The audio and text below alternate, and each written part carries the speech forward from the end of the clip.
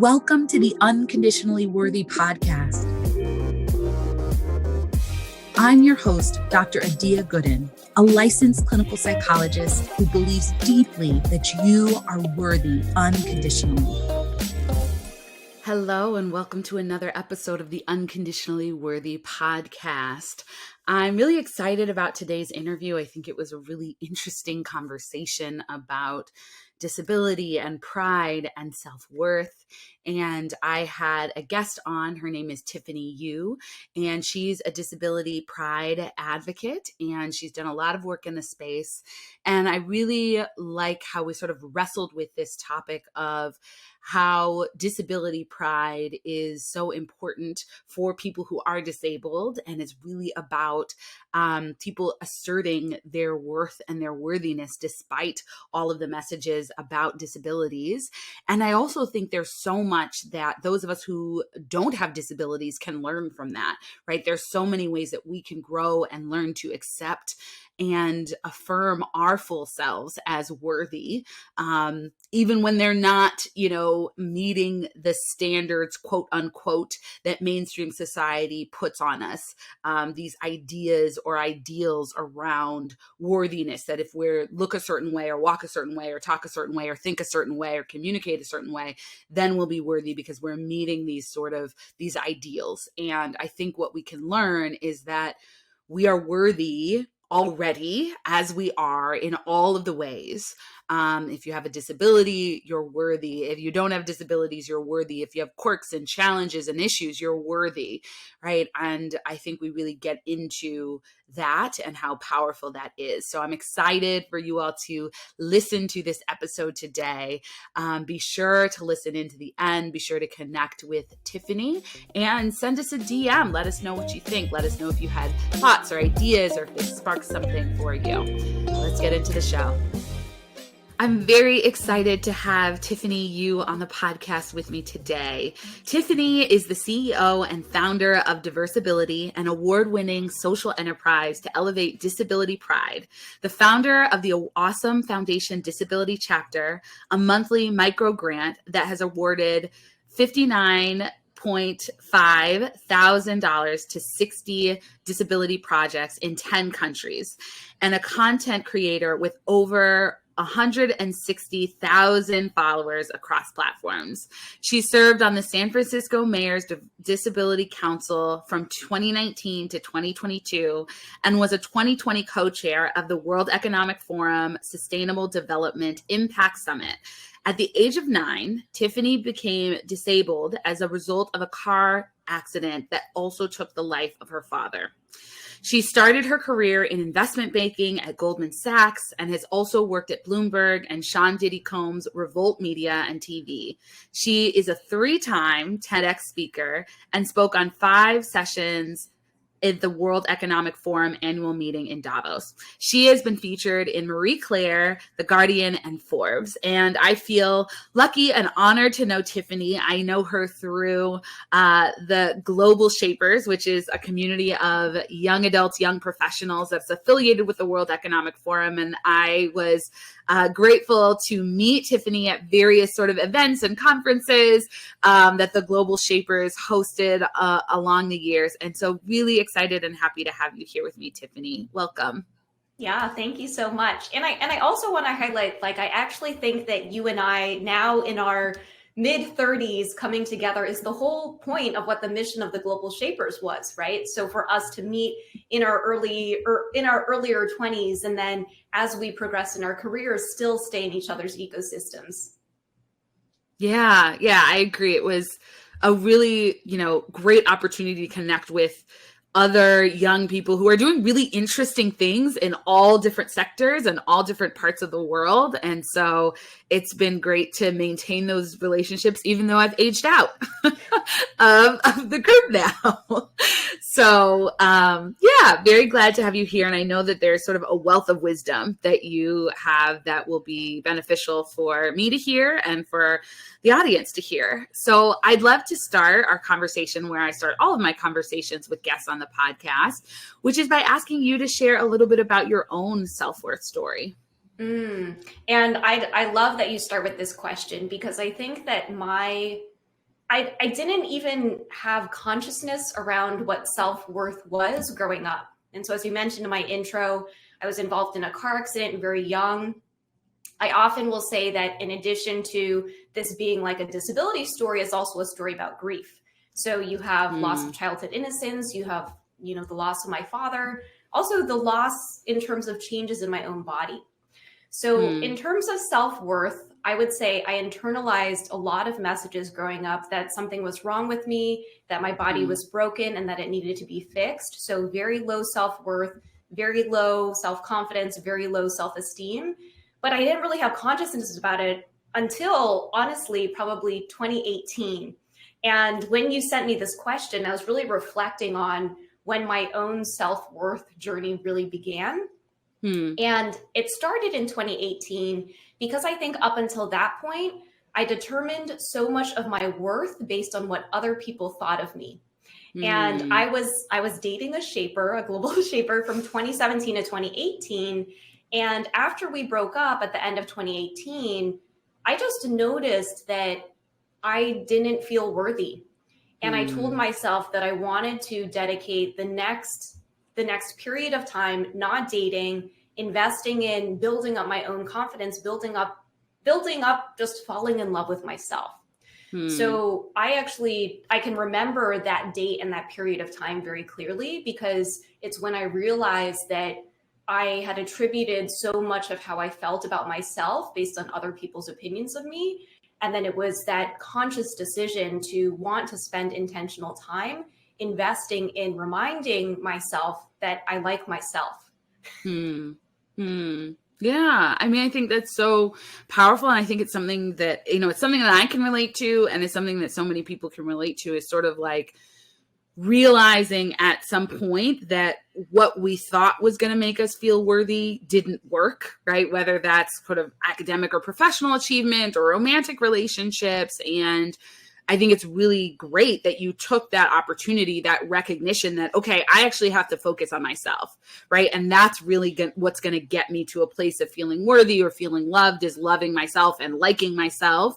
Because I think, what often happens is that people numb themselves out, or they just chase after the next thing.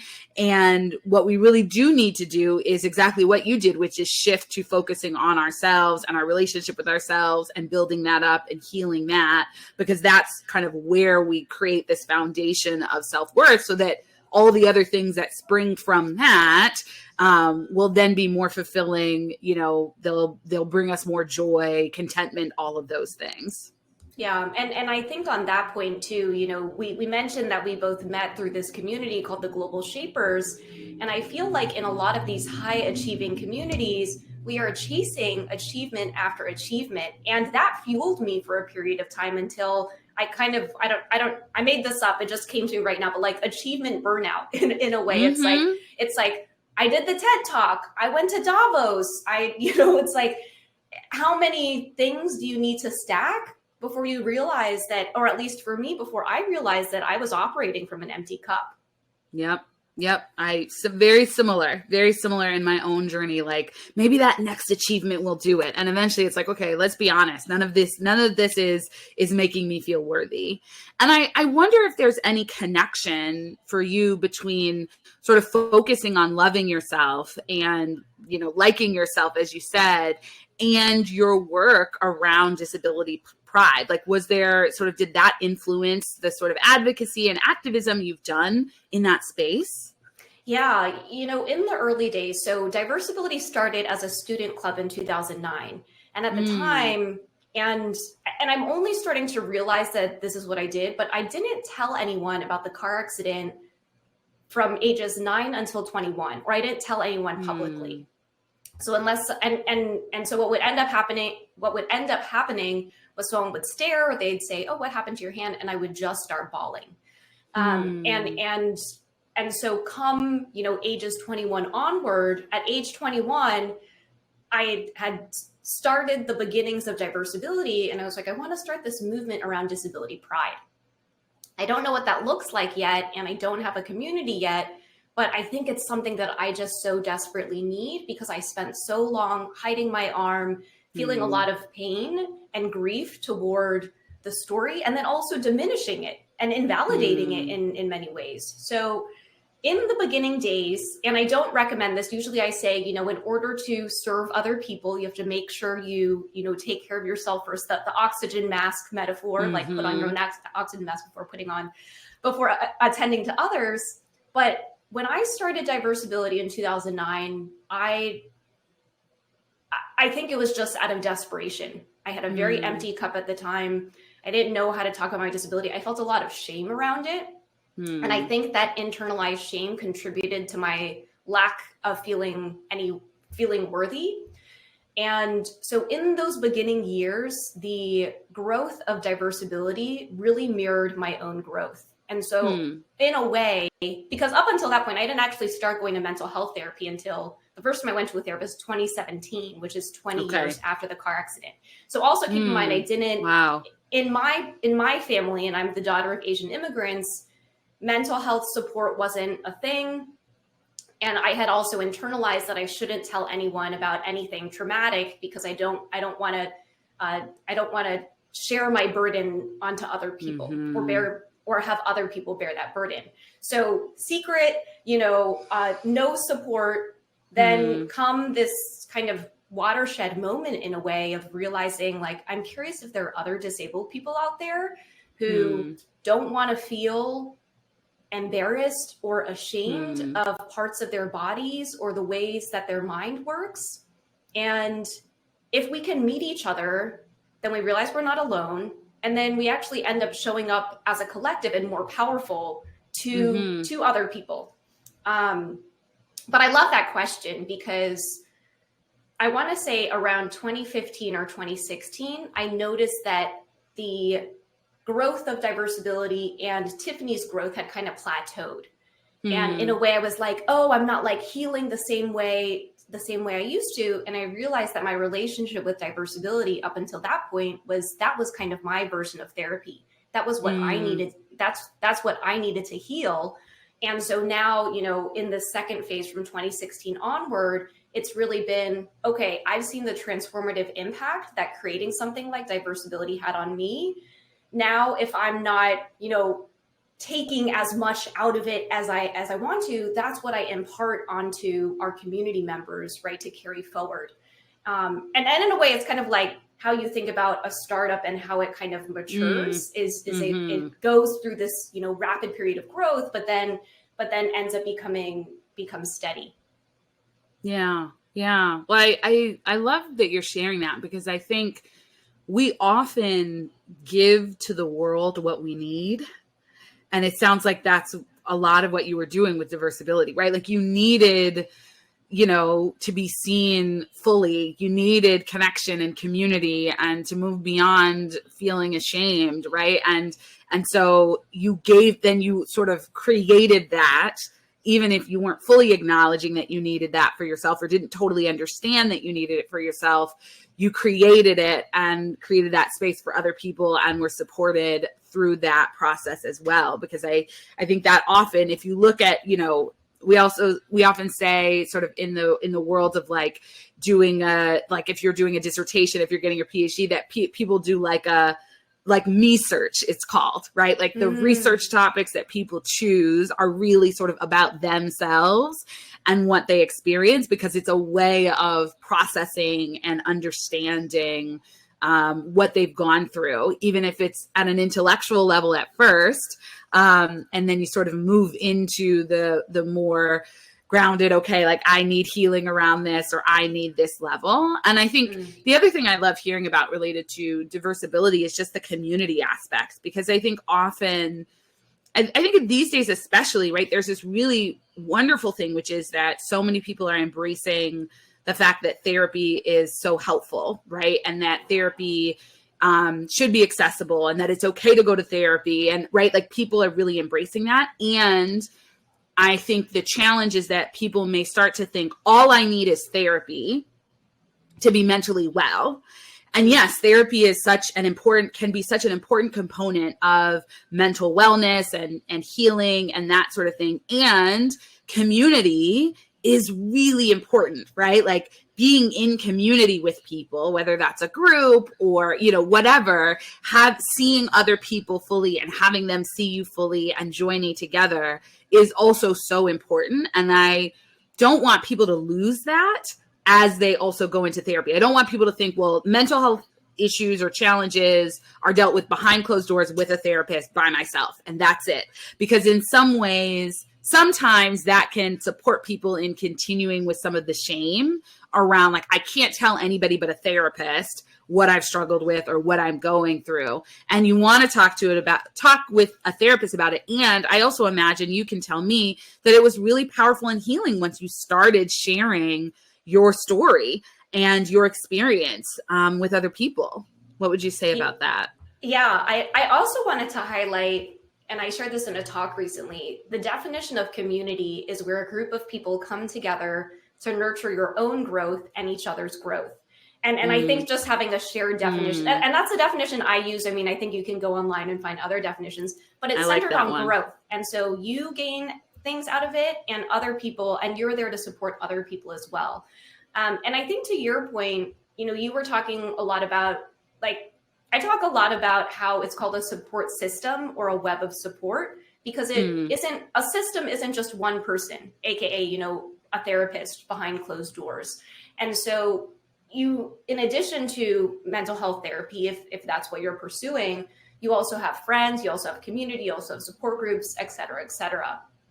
But I actually forgot what your original question was. So I think, I was asking about, the value of community, that how community helped, and how sharing your story with other people versus just hiding it, which you had done for so long, how that shifted things for you. Yes. Sorry, I remember. But yes, I will say that a lot of people will come to me and say, Tiffany, you're so brave for sharing this story or for being so open about your disabilities. And I actually wrote a LinkedIn post about this, and I was like, I don't feel brave, but I feel free and I feel liberated.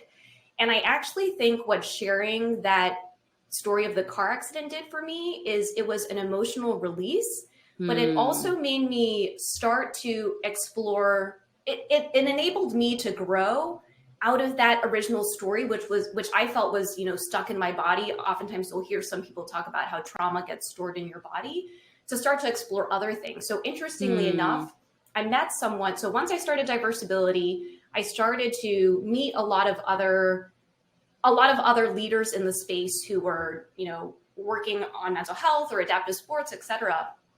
And I met with someone and I shared the story with a car accident with her. This is around 2015, 2016. And she ran a mental health nonprofit. Her name's Sarah. Sarah ran a mental health profit called Stigma Fighters. And I shared the story of the car accident. She goes, Tiffany, that's trauma. And interestingly enough, I had never used the word trauma. It was not part of my vocabulary up until that point. And again, it had been almost 20 years since the car accident. And I always just called the car accident a car accident because in my mind, trauma was something that you got mental health support for, but that had never been offered to me as part of my support system as I was growing up. So I just assumed the car accident was the car accident, not anything more. So I think that was part of what creating this community actually did for me, was give me the vernacular and the right, and have someone else see and objectively name that something was trauma. And she was the one who actually mentioned, she was actually the one who encouraged me after I met her. I was like, I think I'm going to go to a therapist. And again, I had never thought that was something that I'd wanted to do. So yeah, I'm very grateful. I'm very grateful for Diversability because it not only helped my own healing journey, but also introduced me to so many other people who made me realize that I could expand my support system in so many different ways. Yeah. And I love that you say, so like, one, talking about it help other people to share insight and helped you to gain insight on what you experienced. And then how you're saying that it freed you, because I think often people can believe, okay, if I keep it secret and hidden, then it won't affect me. and it'll just be, like be holding the closet closed, right? But the reality is that all of the energy that you spend sort of feeling ashamed, trying to hide it, right? Like that actually keeps you stuck. And as you said, it sort of gets stuck in your body. And speaking the truth of what you experience, it doesn't mean that that's what defines you and who you are. It actually releases you to acknowledge that this is part of your story. This is part of what you've experienced, and you are free to explore other aspects and other parts of yourself and your identity and your story, and sort of hold all of that together. But it's in the sort of avoiding it and the trying to suppress or ignore and hide it that you actually end up feeling more stuck with it and more trapped by it. There's a TED Talk from Brené Brown that I reference a lot, where she talks about how shame festers in secrecy, silence, and judgment. And I often reflect back on different parts of my story and see how much power shame had over me, and still has in some ways. I think we all have different insecurities in one way or another. I don't know. I got tired. I got tired of letting shame win all the time. It's exhausting. I'm wondering if we can sort of also connect this back with, disability pride and people having disabilities, right? Because part of, I imagine that for a lot of people with disabilities, especially people with disabilities that are not visible, not, readily visible, that there can be a sort of a desire to hide or be secretive or minimize, right? Even if it is, a disability that somebody could see from the outside. And I'm wondering if you could share about sort of the power of disability pride and why that's so important for people, and why it might be liberating as well. Yeah. So the term disability pride, or in my own research, the first time I ever heard that phrase disability pride mentioned was 1990. Which is the same year that the Americans with Disabilities Act was passed. And my definition of disability pride, or actually I think it's the National Council on Independent Living, the definition they use is disability pride is how a person with a disability asserts their worth in an ableist society, right? And this concept of disability pride, I think why it's so important to me and important in the work that we do is that yes, I think our society has upheld many harmful beliefs and messages that disability is shameful, that disability makes us less worthy. There are policies in place that dehumanize the disability community, whether it's, not being able to get married to keep your disability benefits.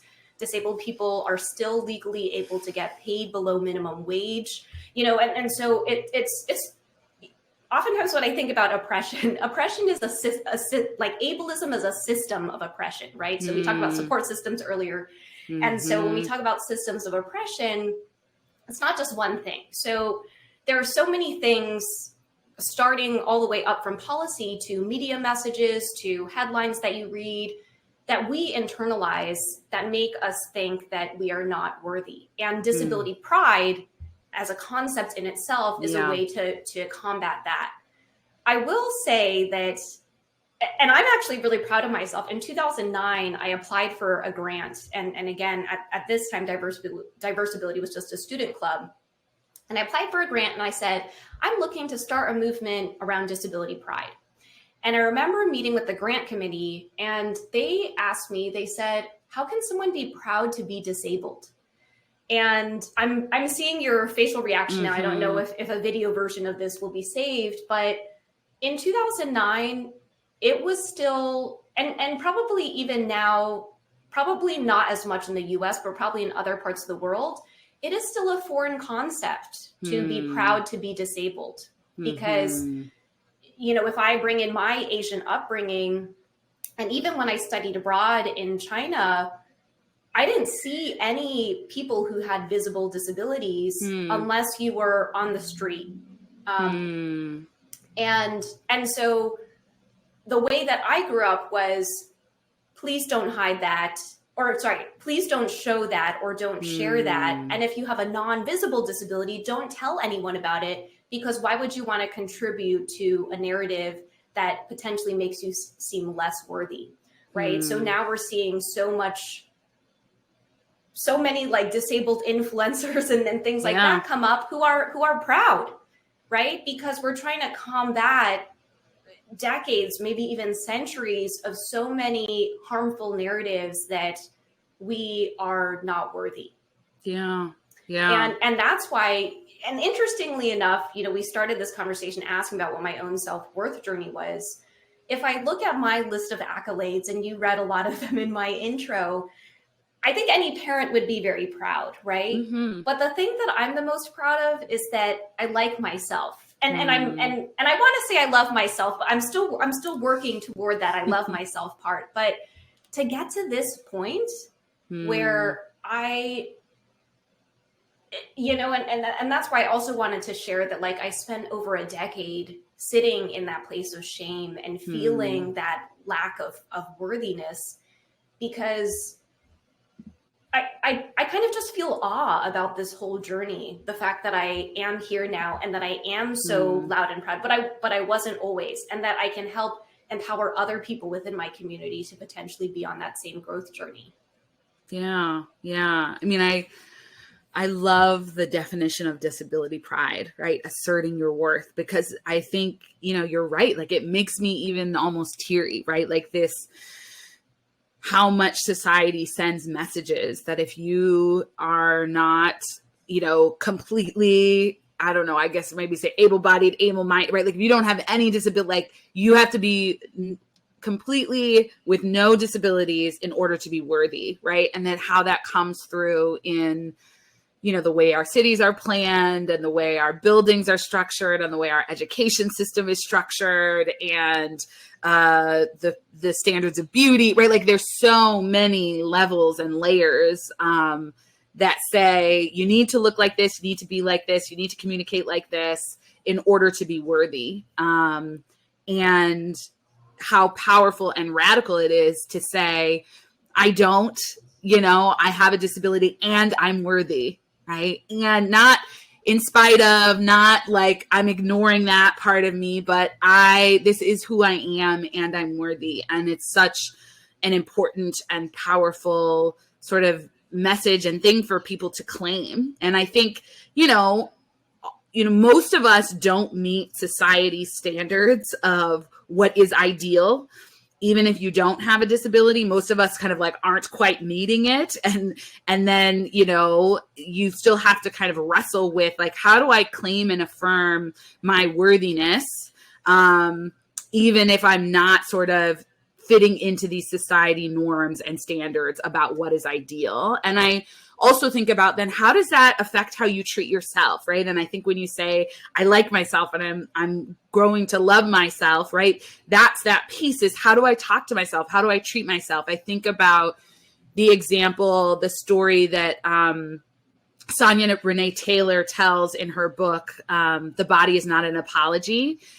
Just like so she talks about her friend who had a physical disability and was in a situation where she had gotten pregnant and she didn't want to. And part of the reason that came about is because she, had sex with a man and didn't feel like she could ask for him to wear a condom because she had a physical disability.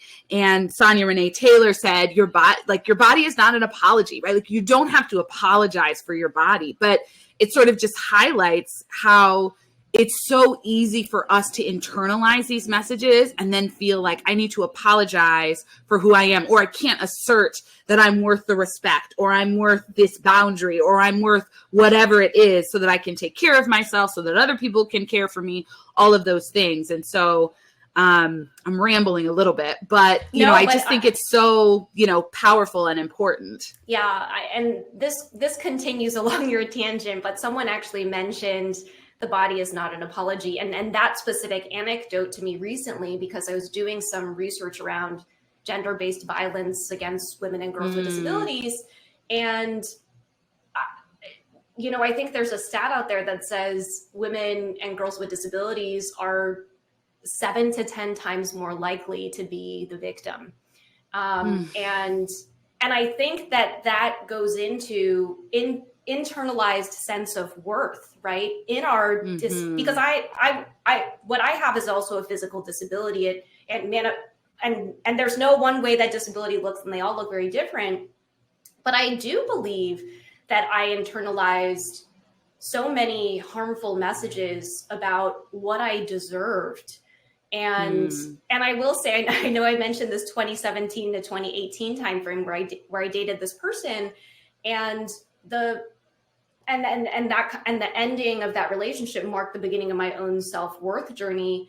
And something in that relationship was my partner believed I was beautiful, my whole body, in everything. And I had never been with a partner before who saw that. And I always felt like my physical disability was a burden or shameful in my attractiveness. And to meet someone who just saw the whole me and fully accepted all of that made me realize that I could be capable of that too.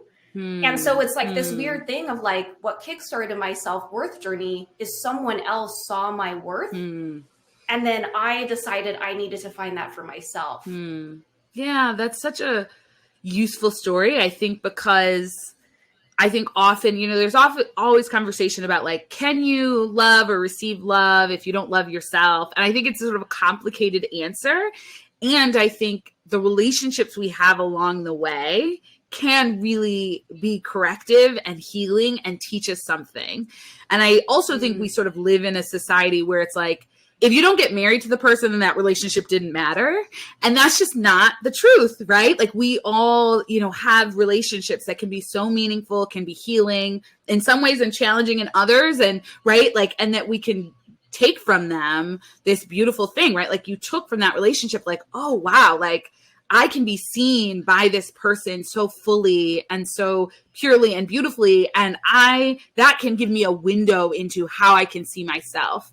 And I can be grateful for that. And I also don't have to stay in this relationship forever, because I think that's the other kind of way that some of these things of self-worth can come out is like, well, if this person thinks I'm beautiful or wonderful, even if these things aren't great about the relationship, I better stay with them, because what's the likelihood that I would find somebody else, right? And so I love that you took from that, okay, I'm going to give this to myself. It's possible. And so I'm going to figure out how to give this to myself. And I remember, dating and interpersonal relationships are nuanced, right? Because you know how you feel, but you can't control how someone else feels. And I remember going back out into the dating pool after that.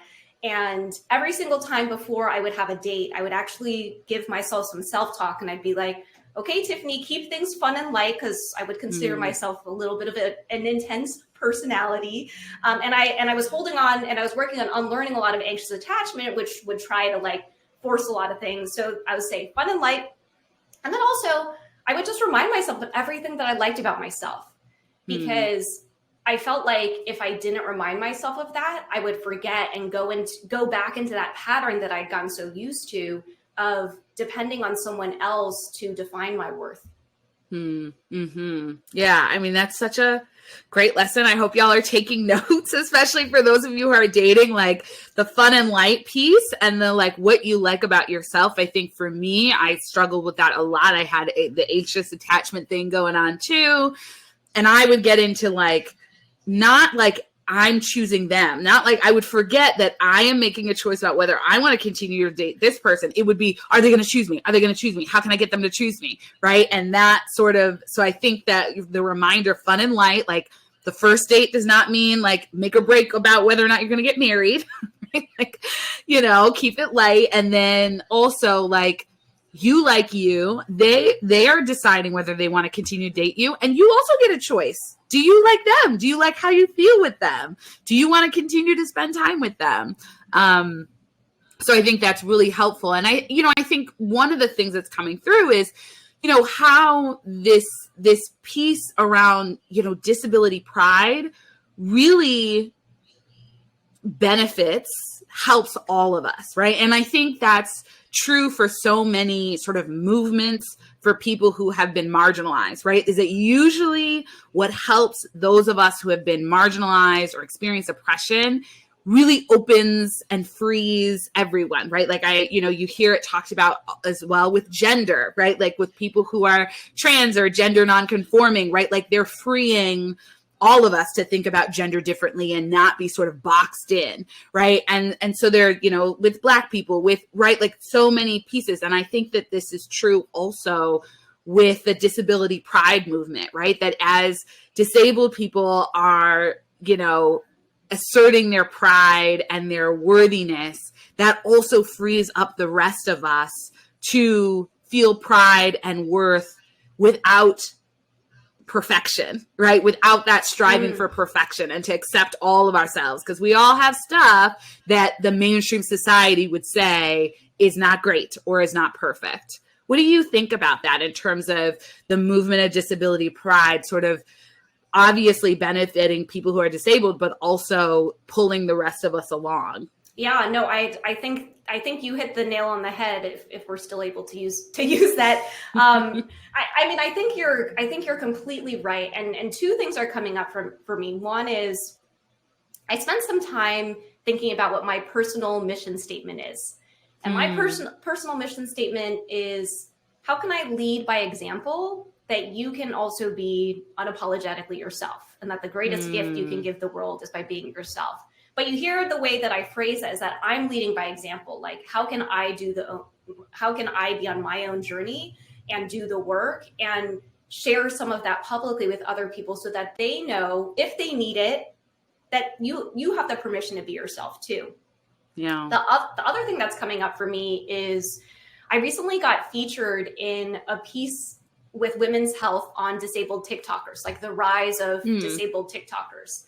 And one of the things I took away from the piece, which I think I had been talking about, but they did a really great job of articulating it, is that by all of these TikTokers, disabled TikTokers, or whatever intersection or identity intersections are meaningful to you, it not only helped the next generation find their own voice, but it also helped accelerate their own self-advocacy, because they were seeing people be unapologetically themselves on video, right? I think part of the criticism that Instagram had gotten was that it was so over-filtered, and you had filters that can change your body size. And there's actually a filter out there that I realized there's a filter out there that can change your teeth color. I mean, they're just filters. Oh, and nose, like as a Black woman with a whitish nose, like one filter, I was like, like my nose is significantly thinner when I'm not going to use that. But when you're on short form video, and I think this is why we've actually seen kind of the explosion of short form video, what wins is authenticity. So to come back to your question, I think we are not only enabling the next generation of disabled advocates to find their voice, but advocates in whatever intersection or identity, someone just sees themselves mirrored and they say, wow, they're being so themselves, I can be myself too. Yeah. And I love that, because too often they're amazing, I need to be like them. Right. But I love your mission statement, which is like, I'm going to be fully authentically myself. And you know what I mean? Believe in my worthiness, all of that, so that I give other people permission to be fully themselves. And I think that's where the freedom comes from. And, I also love this because, too often, I think certainly in the past, and you would know more than I do, and I'm sure it still happens, there's sort of this dynamic of, well, how can we help people who, have disabilities, or how can we help people who have this or that disadvantage, right? Like we've got all this stuff, right? And accommodations are great, right? But there's sort of a narrative like, okay, we'll help you. You need our help. And I really love drawing out how people with disabilities or people from other marginalized groups are really helping us, right? Who are maybe not in that group, right? That it's not that anybody needs saving, right? Or to be rescued because they, don't have power themselves, but it's actually being able to witness the agency and the power of people with disabilities that frees us, that demonstrates to us what's possible, how we could live, how we could be free. And so I like sort of thinking about it that way and framing and challenging some of the prevailing narratives that sort of come from this charity mindset that I think is, problematic. Yeah, I think that, there are different models within how people talk about disability, and charity/tragedy mindset is one of them. And I recently saw, I think there's and actually a shaper works there. There's an organization called Detroit Disability Power. And they had some wording somewhere that says, we're not a support or services organization because we're focused on building social justice and power within our community. And I thought that phrasing was very eye-opening for him, because I think what I'm trying to do is also build power. But I think about disability justice ideals and the difference between, disability rights or this transition to disability justice is really thinking through that idea of collective liberation, right? So it's not just my own liberation, which I think, so much of this conversation was, how did Tiffany find her own liberation, right? And then what does that look like at scale?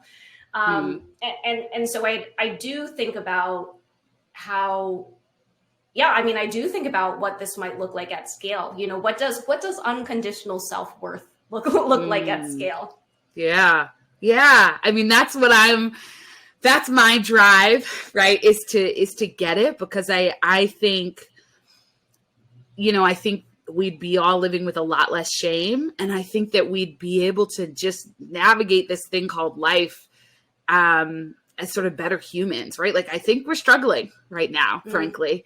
If you look at the political sphere, certainly, I think even if you look at the social sphere, even if you look at, how we are dealing with COVID, right? Even, sort of this like, okay, COVID's not a thing. And I know, like, my understanding is that for a lot of people, I think in particular people with disabilities or people with chronic illness, like, it's really difficult and harmful that there aren't, there is not a collective understanding of how do we protect all of us, and how do we, affirm that everybody is worthy of safety and health, and not every person for themselves, but, we're all in this together. And so I think if we owned that we're worthy and own that everybody else is worthy as well, and didn't feel like somebody else's worthiness was a threat to ours, didn't feel like we were in competition, I didn't feel like, like our worth was, it feels like people are feeling very threatened and then responding from that space. I think the world would be a lot better. So that's my game, is how do we get this to more people? Because I think life feels better on the individual level. And then I think it will also feel better in terms of community if people were coming from a place of worthiness, and not, I have to prove it, and I have to prove that you're not worthy and I am, and whatever, but we're all worthy. So then how do we work together to build a world that reflects that? Yeah, I will share that in my own, when I started Diversability in 2009, I was its only member. And I remember going around campus, hanging around flyers saying, please join, we're creating a club around disability pride, membership of 1. And I remember starting to build my group of allies, and most of them were administrators and professors. But then I started getting some emails of people who had seen the flyers and who were interested, and today in 2022, I look at our whole digital ecosystem, and it's over 70,000. And we host virtual events every month. And I think our last couple of virtual events have had like 300 registered attendees. And so people are, I guess I wanted to share that because, I asked you this question of how do we do this at scale? And I have to remember that scale is really just a collection of people one by one. And if you believe so fundamentally in what you're building, which you do for your mission and I do for mine, I think we'll attract that energy. Mm-hmm. Yeah. And I love that too, because it helps to prevent overwhelm. Because if you just start, okay, well, can I have one more person, right? Join me. Can I have a couple more people join me? It makes it feel, it just makes it feel more possible. And I also think that, there's also this piece of sort of moving out of the framework of like, go faster, work harder, burn, right? Like achievement burnout, as you mentioned before, which I think both of us were sort of socialized, grew up in, and are like releasing, that it can be easy to sort of try to pull that back in. And then again, that sort of is ableist, right? Like you can keep working all the time nonstop, right? Like, and it's not healthy. It's not sustainable. And so if you make it more about community, if you make it more about connecting, if you make it more about empowering versus like fixing, right? Neither of us are out to fix anybody. Then it's more sustainable. Then people draw on their own power and you bring that together. And I think that's really where magic starts to happen. Yeah. And I do want to highlight that many of us who do have disabilities overcompensated for our disabilities by achieving or trying to produce quicker and almost, doing like, I recently posted something on this short form video series that I'm creating around the phrase, don't let your disability stop you. And in it, I said, here are a couple of reasons why this phrase is harmful. And one of them was, there are some things that with our disabilities we can't and shouldn't do because it'll exacerbate our disabilities or it'll just make things worse. And so I did want to highlight that I think that with all of, I call it internalized shame, you can call it internalized ableism. Many of us are working to unlearn that just because our bodies work a little bit differently, right? I type with one hand.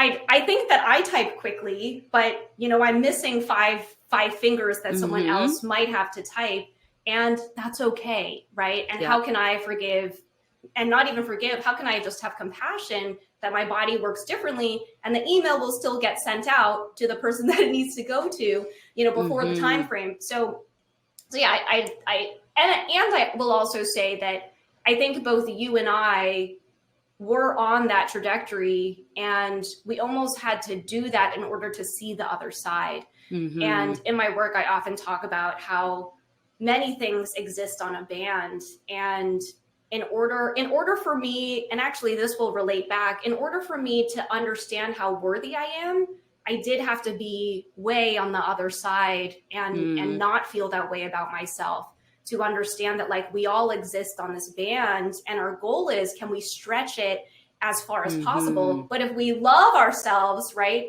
we also have the capacity to not like ourselves a lot, right? So you can't just stretch the band on one side and be like, here's all the love, here's all the worthiness.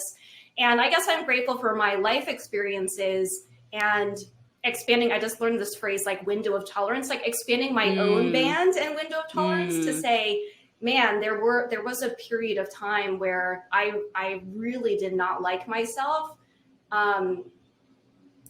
because now I can be on the other extreme of that.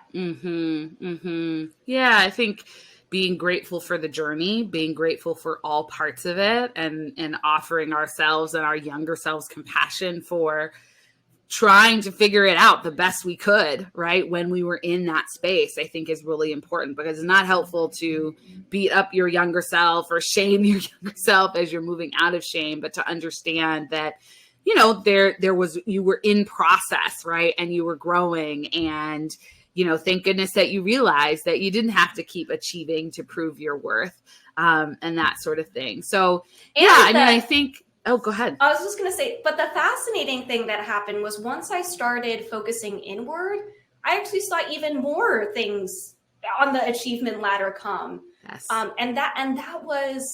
And that made it even more rewarding, because I wasn't dependent on that achievement thing, because I was just focusing on myself. And I think that's just like, I'm not a super spiritual person, but I believe in the universe. I think that's just how the universe ends up manifesting things for you. Is they say, I know you are focusing on yourself and you're doing all, and you're on this self-love journey or this self-worth journey.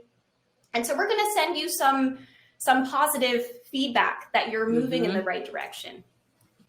Yeah, no, I love that you said that, because I think people often fear, if I believe I'm worthy, then won't I just like sit on the couch and do nothing, right? Like, won't I just sort of like stop contributing to the world? And I think sitting on the couch and doing nothing can be great, right? Like, do that every once in a while. Wonderful, right? Like if that's part of your self-care. And I think that when we know we're worthy, we actually move from a different place. And it actually, as you're saying, sort of allows us to bring more into the world with more ease, right? That it actually, instead of the like exhaustion, overworking, like that's where I used to be, never able to relax. Like now I'm in a space where I have more impact. I work less, I make more, I'm happier, right? Like ease, and I'm doing the work, but I'm not overworking. And I think that that's such an important message for people to hear. Like, you claiming your worth, right? You having pride in who you are and all of who you are is actually going to lead you to a space where eventually you'll be able to kind of do what you want and attract all these wonderful things with more ease, without the exhaustion and the overwork. And yet there may be a period of confusion or things falling away, right? Like, because often when we're claiming these things for ourselves, we cannot stay in the same relationships or at the same job or, you know, in the same space, because if we're not surrounded by people who don't also believe that to be true of us, we may have to move on. So there could be a period of loss, and eventually it will get you to a place where life feels much better and is running more smoothly, and you're attracting and sort of manifesting the things that you want with more ease. Yeah, I'm going to say two things that contradict themselves, but I did want to share both of these messages for your listeners. Is that, you know, I have heard that if in our multiply marginalized identities, we do have to work harder, and it doesn't have to be so hard. Right. And so I want to be able to sit in both of those spaces, because I remember, you know, during AAPI Heritage Month, I was listening to a speaker, and he was like, I got the advice, and he's like, I want to share this with you, that in the AAPI community, like we have to work hard. We're working so much harder to reach this baseline. And it doesn't have to be so hard. And that's what's been so fascinating for me, is I think that there has been a lot of struggle. And at the same time, I feel very comfortable where I am now, but I will never forget those. I mean, I was on and off unemployment, you know, entrepreneurship life. It was like on and off unemployment for periods of time. When the pandemic hit, I had no idea how to pivot. And this is also a benefit of being multiply marginalized and disabled. It's like, we figure it out, right? And I think I figured it out, like you mentioned, in a way where I work less. I love the days where I just hang out in my bed and I'm just, you know, watching Netflix. But it's all about balance, right? And so you'll have periods of time where you work really hard, but then there will also be those periods of time where it doesn't have to be so hard. Yeah. Yeah. I love that message, right? There's acknowledging the truth that there are realities to systems of oppression that we navigate that sort of expect more of people with marginalized identities, and that we can move through those spaces without believing that there's something wrong with us that means that we have to work harder, and with kind of thinking as sort of the benefit of sometimes being an outsider, seeing the chaos, but not being in the chaos, not being swept up in it, and thinking about how can we bring ease into those spaces, or if we're sort of quote unquote working hard, how can that feel good, right? Versus feeling like it's wearing you down. And so, you just highlighted a very important thing, which is we are not the problem. The system of oppression is. So Stephanie Thomas, who's another disability advocate I admire, says disability is not the problem, ableism is, right? So yes, we are working harder, but it's not because there's something unworthy about us. It's because we're working in a system of oppression that is continuing to work against us in some ways or another. So thank you for naming that. I didn't want folks to leave being like, man, like I'm with the, I don't want people to leave with the wrong message.